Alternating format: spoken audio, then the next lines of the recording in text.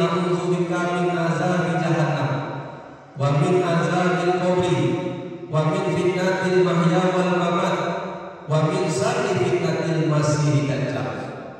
Ini doa yang baru. Jadi mesti kita hafal doa ini.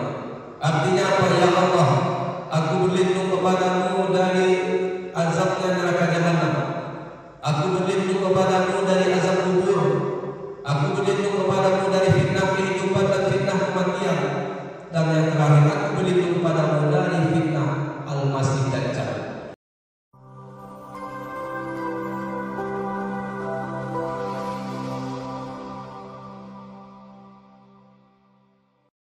Bismillahirrahmanirrahim. Assalamualaikum warahmatullahi wabarakatuh.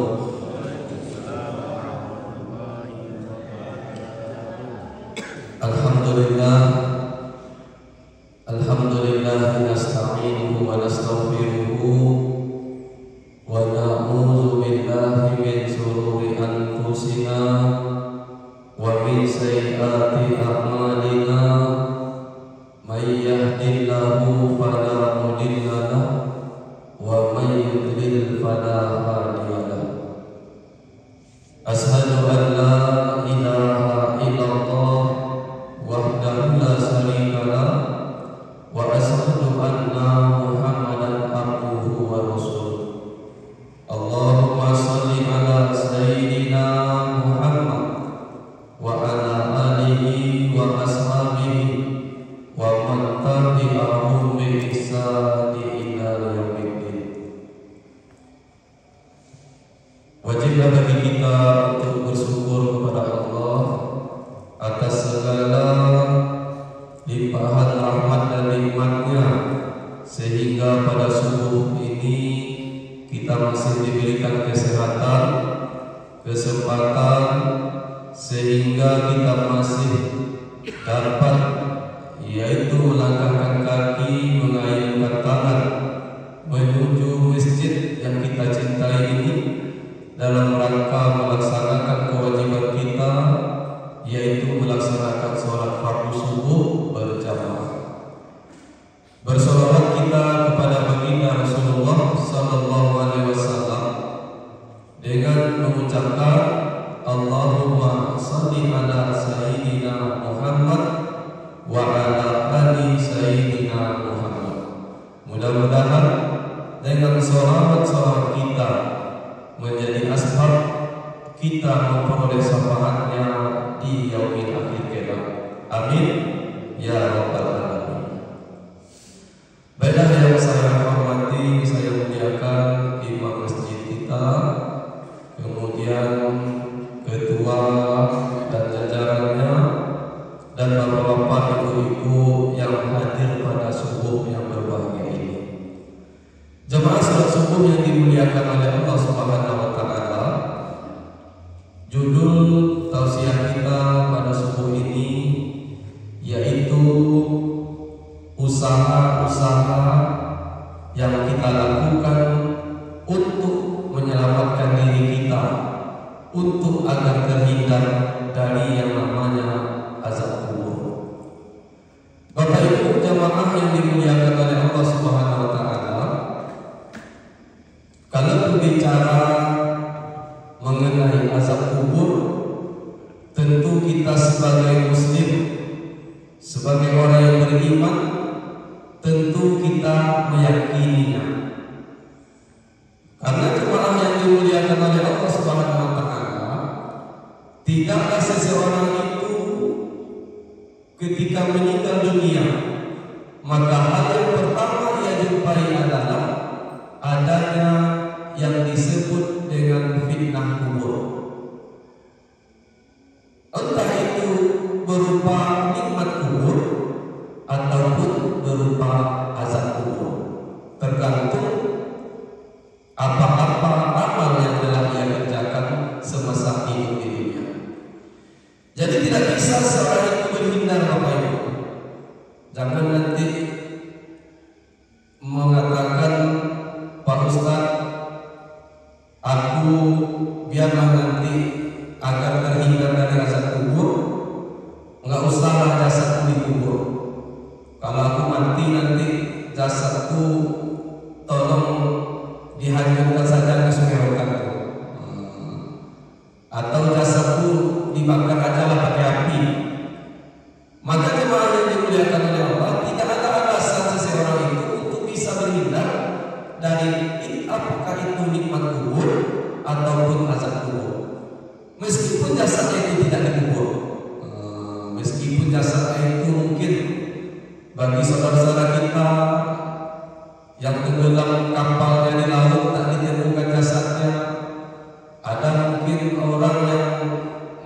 matinya jasadnya itu dimakan binatang buas. Artinya ketika seseorang itu menemui kematiannya, maka hal pertama kali yang dia jumpai adalah adanya yang disebut dengan fitnah kubur ini. Jadi maupun dikubur tidak dikubur, maka dia pasti akan merasakan entah itu nikmat kubur ataupun berupa azab kubur. Jadi Bapak Ibu jamaah yang dimuliakan oleh Allah, kalau berbicara mengenai azab kubur ini adalah sesuatu hal yang sangat mengerikan. Makanya salah seorang sahabat Rasulullah yang bernama Utsman bin Affan radhiyallahu anhu. Utsman bin Affan radhiyallahu anhu ini Bapak Ibu adalah salah satu sahabat yang dijamin surga oleh Rasulullah. Salah satu sahabat yang dijamin surga oleh Rasulullah. Akan tetapi Utsman bin Affan radhiyallahu anhu ini ketika bercerita mengenai kubur atau melewati suatu perkuburan, maka beliau ini akan senantiasa menangis. Berbeda dengan kita saat ini Bapak Ibu. Kalau kita saat ini sambil mengali kubur masih ketawa ketiwi, masih bergurau siapa lagi besok giliran yang akan dikubur, masih bisa bergurau. Tetapi seorang sahabat ini Utsman bin Affan yang dijamin surga oleh Rasulullah, ketika berbicara mengenai kubur, beliau ini akan selalu menangis Bapak Ibu. Bahkan dalam suatu riwayat dikatakan begitu tangisnya beliau sampai-sampai jenggotnya itu basah, akibatkan air matanya yang mengalir. Begitu sahabat itu. Maka ketika itu seseorang bertanya kepada beliau, wahai Amirul Mukminin, wahai Utsman bin Affan, mengapa engkau ketika melewati perkuburan engkau menangis? Ketika bercerita mengenai kubur engkau selalu menangis, sedangkan ketika bercerita mengenai neraka ataupun surga engkau tidak menangis. Maka apa jawaban Utsman bin Affan radhiyallahu anhu? Kata beliau, aku pernah mendengar Rasulullah bersabda. Apa kata Rasulullah SAW dalam satu hadis? Innal kubur awwalu manazilil akhirah. Sesungguhnya kubur itu adalah gerbang menuju ke kampung akhirat. Kubur itu Bapak Ibu jembatan kita untuk kita menuju ke kampung akhirat. Kemudian dalam hadis tersebut, fa inna jami'u fama ba'dahu aisaru minhu. Barang siapa di alam kubur dimudahkan, tidak mendapatkan kendala, maka di alam-alam selanjutnya pun akan lebih dimudahkan lagi. Jadi alam kubur ini Bapak Ibu adalah penentu. Kalau di alam kubur kita mudah, tak ada hambatan, tak ada rintangan, maka di alam-alam selanjutnya akan lebih mudah lagi kata Rasulullah. Tetapi sebaliknya kata Rasulullah,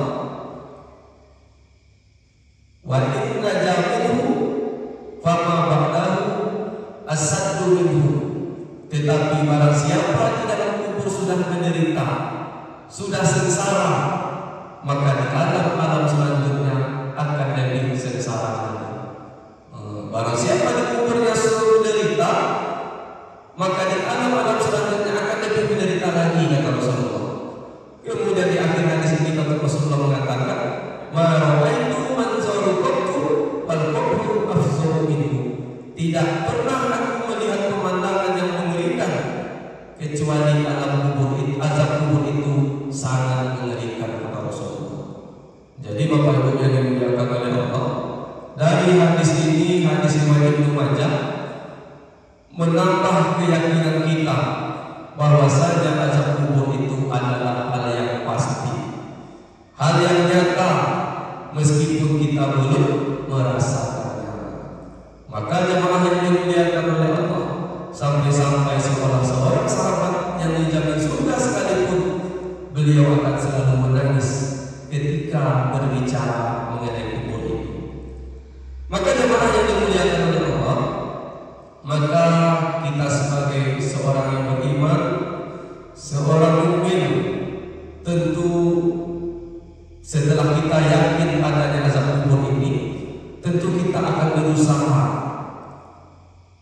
bagaimana apa-apa saja yang kita lakukan untuk bisa kita itu terhindar dari yang namanya azab kubur ini.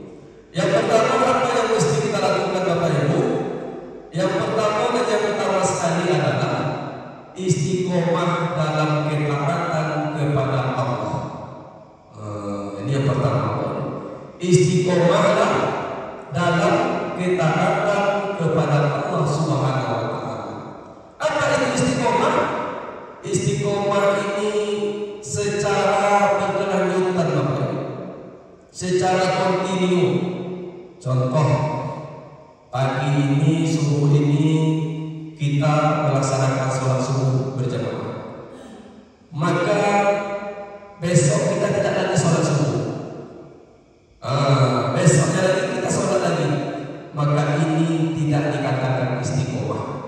Istiqomah itu kita sholat subuh berjamaah ini setiap hari sampai nantinya kematian menyebut kita.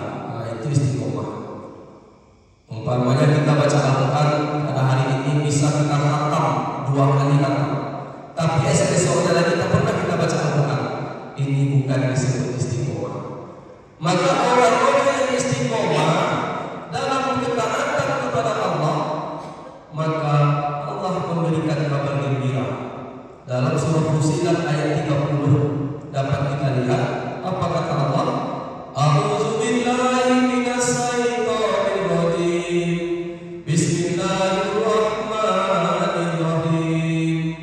Innal ladzina qalu rabbuna Allah tsumma istaqamu tatanazzalu 'alaihimul malaikatu alla takhafu wa la tahzanu wa abshiru bil jannati allati kuntum tu'adun. Sadaqallahul azim. Apa kata Allah? Orang-orang yang mengatakan Tuhan kami adalah Allah, summa istaqamu, mereka istiqomah, maka kata Allah, tatanazzalu 'alaihimul malaikatu, maka para malaikat akan turun kepada mereka. Jadi orang istiqomah itu nanti malaikat akan turun kepada mereka. Apa kata malaikat itu? Allah takhafu wa la tahzanu, jangan kau takut, jangan kau bersedih hati. Wa abshiru bil jannati allati kuntum tu'adun, bergembiralah engkau dengan surga yang telah dijanjikan untukmu. Jadi orang istiqomah Bapak Ibu, nanti malaikat akan turun kepada mereka. Kapan malaikat itu turun? Maka ulama mengatakan yang pertama malaikat itu turun nantinya ketika seseorang itu mengalami sakaratul maut. Ketika seseorang itu detik-detik menjelang kematiannya, begitu sakitnya sakaratul maut itu. Jadi sakaratul maut ini sangat menyakitkan Bapak Ibu. Bahkan Nabi kita Muhammad SAW mengatakan, sesenang-senangnya orang sakaratul maut itu seperti kambing yang dikuliti hidup-hidup. Itu paling senangnya Bapak Ibu. Seperti domba atau kambing yang dikuliti waktu hidup-hidup. Itu sesenang-senangnya. Kata Nabi Musa alaihissalam, sesenang-senangnya orang sakaratul maut itu seperti orang yang ditebas dengan pedang di tempat yang sama sebanyak 70 kali. Jadi gambarannya itu tak ada enaknya sakaratul maut tersebut. Itu sesenang-senangnya. Akan tetapi orang yang istiqomah di dalam ketaatan kepada Allah, maka orang-orang ini nantinya akan turunlah para malaikat kepada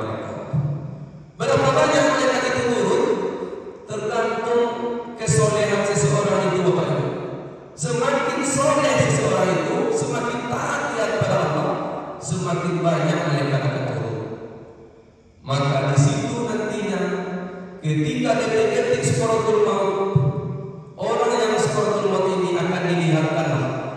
Kalau dia orang yang taat semasa hidupnya, maka dilihatkanlah nikmat-nikmat yang telah dijanjikan Allah untuknya. Nampak nanti.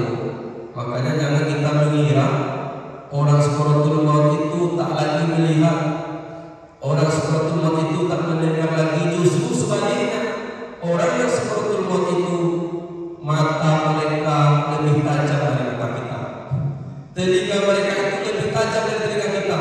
Buktinya apa? Orang yang sekaratul maut itu bisa melihat mereka, kita tak bisa. Makanya Rasulullah menuntun kita ketika ada saudara kita yang ketika sekaratul maut, apa yang dianjurkan, diperintahkan, ditalkinkan, dibisikkan di telinga kanannya, la ilaha illallah. Meskipun tak respon Bapak Ibu, dicubit tak terasa lagi, dilihat bola matanya sudah putih semuanya, tetap kita mentalkinkan, kita bisikkan di telinga kanannya kalimat la ilaha illallah.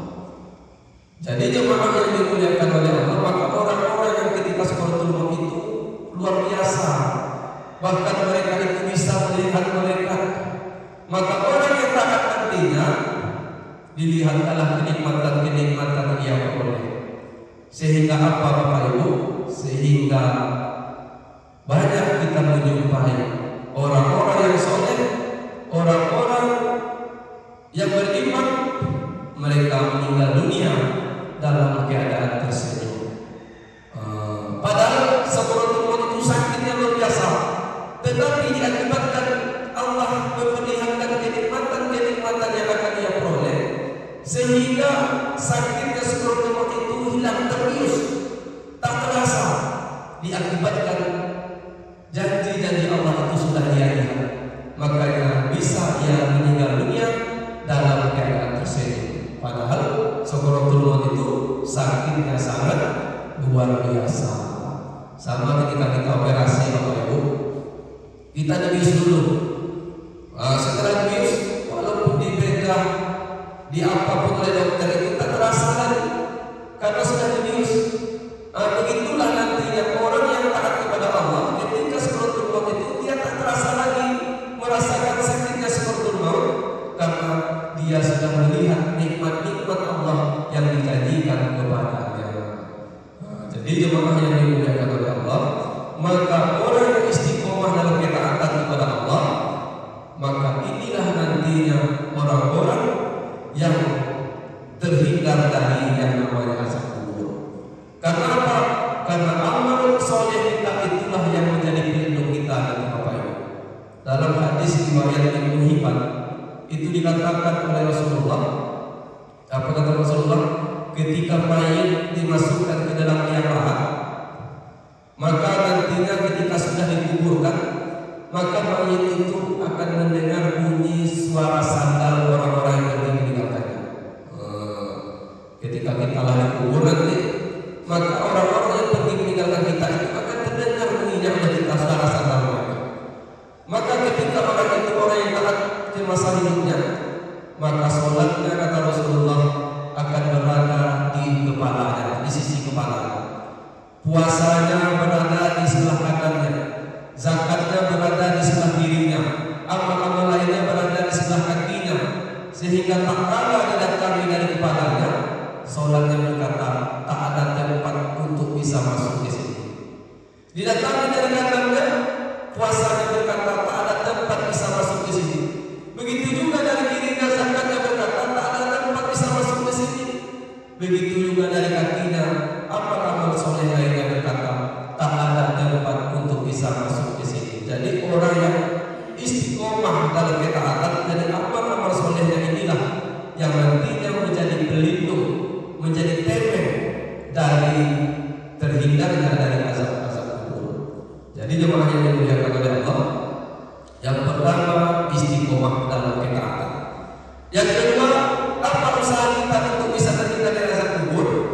Yang kedua, banyak-banyaklah berdoa kepada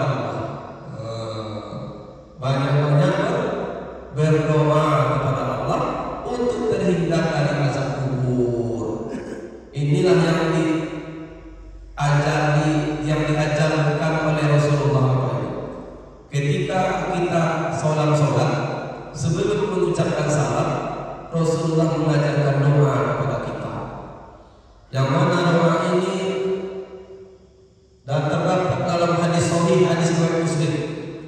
Maka ketika kita duduk tasyahud akhir, fil alamin innaka hamidum majid. Sebelum salam itu ada doa yang Rasulullah.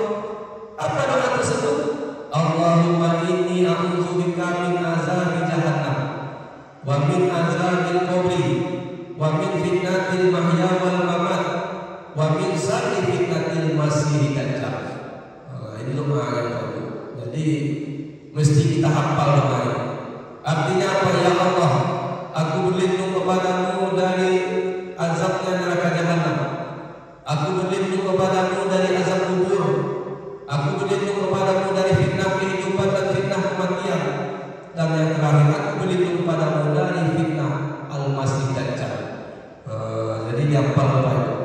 Kalau lu ngapal bisa dibuka di Google doa untuk terhindar dari azab kubur yang dibaca sebelum mengucapkan salam. Nampak gitu.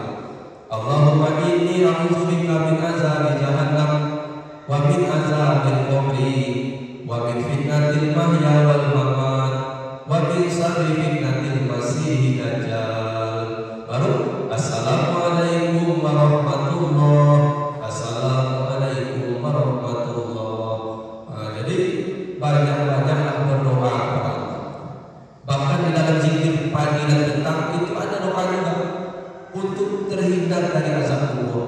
Selesai sholat doa kita, ya Allah, tak dapat bahasa Arab, bahasa Indonesia. Ya Allah, aku berlindung kepadamu ya Allah dari azabnya kubur. Tak dapat bahasa Indonesia, bahasa Arabnya bahasa Indonesia.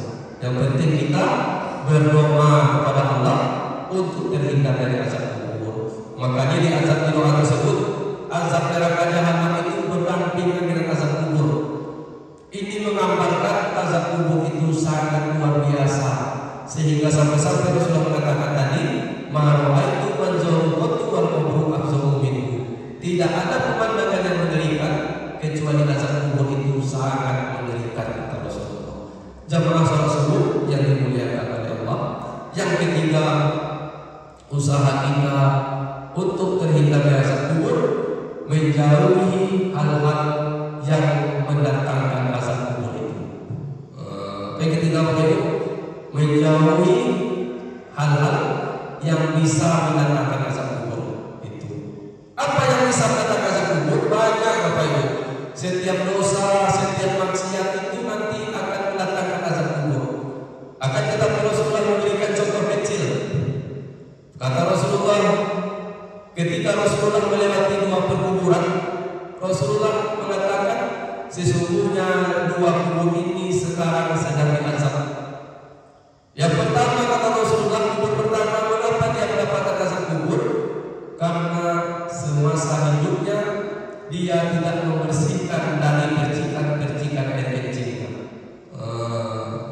Buang air kecil di mana terdosa, di situ dibuang.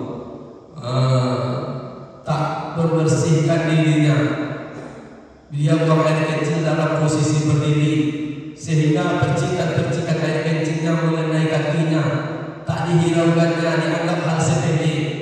Maka kata Rasulullah, inilah penyebab pertama mengapa mayat itu diazab di dalam kuburnya nanti. Ini biasanya kaum laki-laki kemana terdosa, di situ dibuang, sehingga tak dibersihkan, tak diperhatikannya. Maka ini penyebab pertama mengapa mayat itu diazab dalam kubur.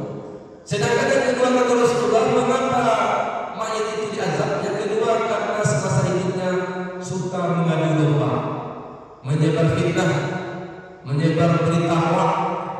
Di sini disampaikan lain, di sini disampaikan pula lain, sehingga orang itu bertengkar akibat mulutnya. Maka ini penyebab kedua mengapa memperoleh azab kubur nantinya. Jadi banyak Bapak Ibu yang mendatangkan azab kubur itu. Orang yang lalai dalam sholatnya juga nantinya akan mendapatkan azab kubur. Bahkan ketika Rasulullah tidur, didatangi oleh dua malaikat. Di bawah Rasulullah ini berjalan-jalan, bertamasa mengelilingi alam kubur. Maka ketika itu Rasulullah melihat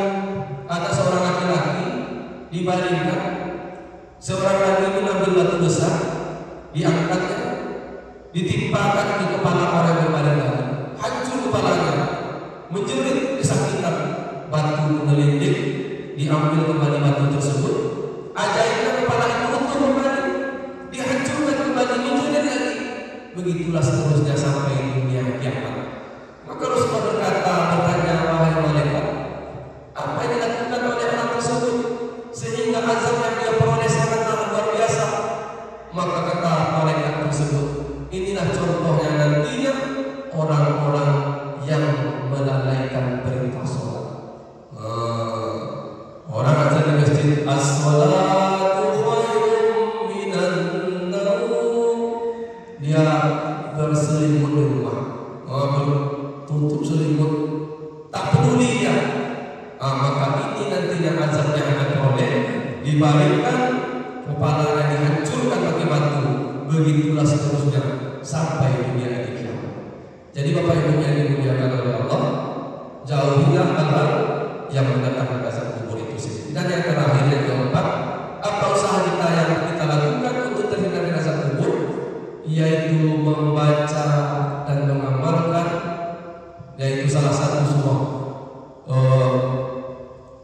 surah Tabarakal-Ladzi.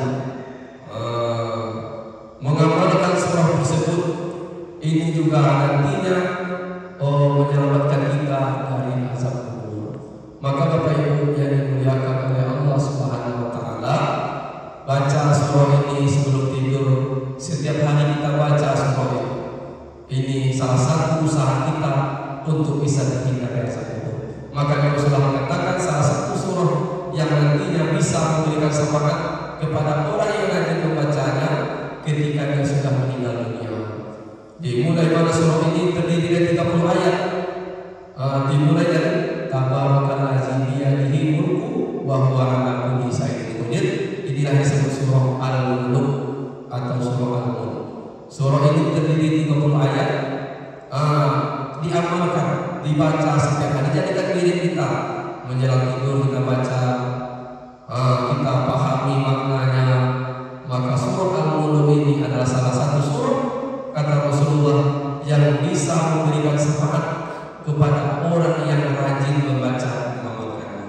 Maka jemaah yang dimuliakan oleh Allah, inilah usaha-usaha kita yang dapat kita lakukan untuk menyelamatkan kita dari yang namanya azab kubur. Yang pertama tadi apa Bapak Ibu?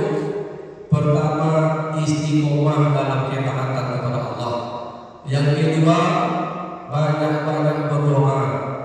Salah satunya doa tadi, Allahumma inni a'udzubika min azabi jahannam wa min azabil qabri wa min fitnatil mahya wal mamat wa min syarri fitnatil masiihid dajjal. Yang ketiga, jauhi hal-hal yang mendatangkan azab kubur itu sendiri. Salah satu contoh kecilnya kata Rasulullah, orang yang buang air kecil sembarangan, tidak membersihkan dari percikan-percikan air kecilnya. Kemudian yang kedua adalah orang yang suka mengadu domba. Dan yang terakhir yang keempat, membaca dan mengamalkan surah Al-Mulk yang terdiri 30 ayat, dimulai dari Tabarakal-Ladzi biyadihi mulku wa huwa ala kulli syai'in qadir sampai selesai. Maka inilah usaha-usaha kita yang dapat kita lakukan untuk kita bisa terhindar dari yang namanya azab kubur. Yang mana azab kubur itu sangatlah mengerikan, kata Rasulullah sallallahu alaihi wasallam. Mudah-mudahan kita yang hadir ini beserta keluarga kita dijauhkan hendaknya oleh Allah dari yang namanya azab kubur. Amin amin ya rabbal alamin. Mungkin inilah yang dapat disampaikan. Mudah-mudahan ini yang disampaikan itu bermanfaat bagi kita dan bisa kita mengamalkannya di dalam kehidupan kita sehari-hari. Agar majelis kita mendapatkan rahmat dan ampunan Allah, kita tutup dengan doa kafaratul majelis. Subhanallahumma wa bihamdika